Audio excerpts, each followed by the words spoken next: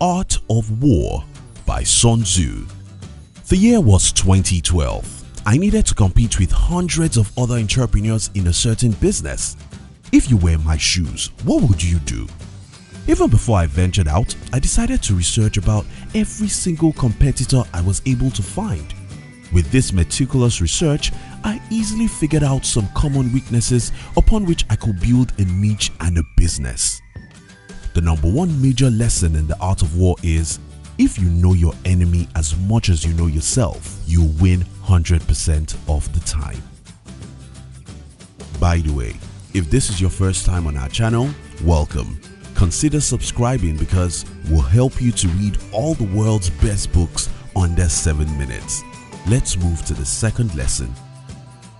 But wait, the Art of War was written by Sun Tzu more than 2,500 years ago, and it was written to teach military strategies. So why should you ever try to watch this video if you're not a soldier? Well, almost everything we do today has the element of war. Whether you're an athlete, an employee, or an entrepreneur, you have opponents and competitions in one way or the other. In our day-to-day activities, we negotiate and try to claim whatever we think is ours. Unfortunately, many people in our world today aren't so nice or kind. Hence, we all may have to guide ourselves from being the victims of their callousness. That's why you may want to understand the concept of this book. Now, let's move to the second major lesson in the art of war. The other day, I watched a video of Oprah Winfrey where she was talking about how she became one of the world's most famous TV celebrities. She talked about what she always told her team. Hey guys, we cannot always control what the other people do, but we can always upgrade our game. Either in business, sports, or war, you cannot control what your opponent or competition does. Yes, as explained in the first major point of this book, you can spy your opponent and you should do it to ensure your victory. However, when it comes to your own defeat, you are the only one who can defeat yourself. Now, if this confuses you, here's the point. Armies are not defeated because of the strength of their opponents. They are defeated by their own weakness. Now, I really need you to understand this. So let me explain with a simpler analogy.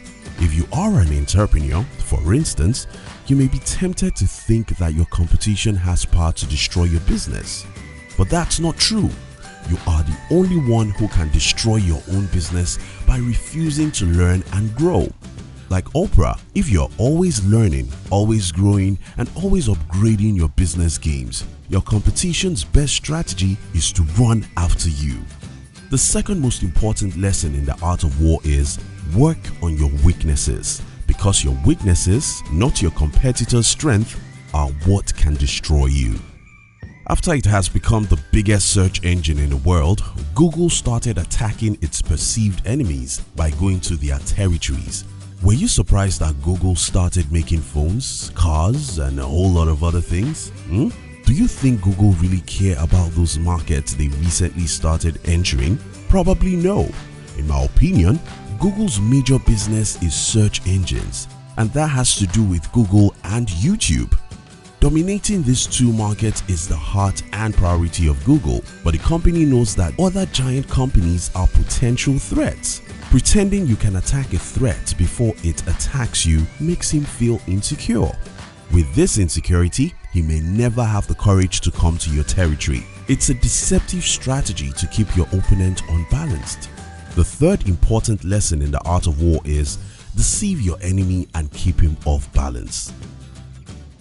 There are about 25 banks in my country, many of which are old generation banks with billions of dollars as their capital base and hundreds of branches all across the country. Here comes a modern day bank with the intention to compete with those who have been in the business for decades. Building branches all across the nation to beat the existing banks will not work, and trying to capture the market share using the traditional method won't either. For this bank to win, they have to concentrate all their resources on building the best modern banking technologies, and that makes them become the most popular bank within a decade or two. What is the lesson here?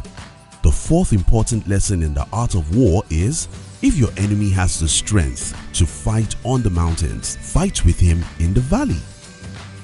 After failing in the business world for about 6 months, a friend of mine advised me to go and get a job. Unfortunately, I have no certificate, so I was unemployable. This was not by accident, as I intentionally did away with certificates because I knew having certificate could make me easily run away when the business world becomes tough. You see, every war is serious and it has to be approached with do or die mentality. If you don't need it as much as your life, you probably don't need it that much. War and every other serious thing in life is tough. So if you want anything meaningful in life, you must want it badly enough. The fifth important lesson in the art of war is warfare is a matter of life and death. Now let's discuss. What lessons do you think I missed in this book? What points would you like to add? What other good books would you like our team to summarize next? We love to receive your comments. If you love this summary, our team will be very happy if you can like this video and share it with your friends on social media.